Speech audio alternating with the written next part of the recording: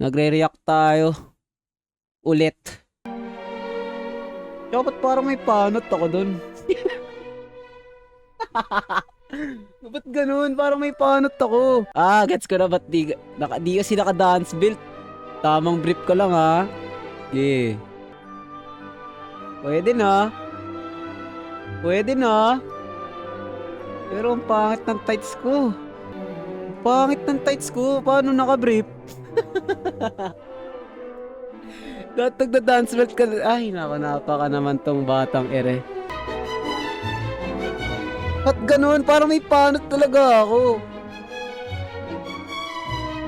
Doon tayo sa kabila, sabi ko.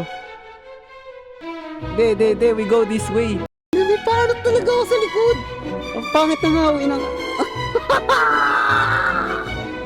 titig na titig si Darla.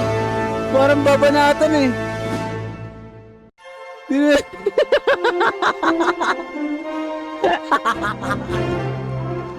Parang babanatan yun eh.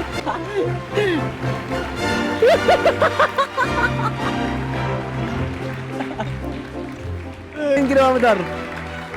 Tama nga ako dyan ha.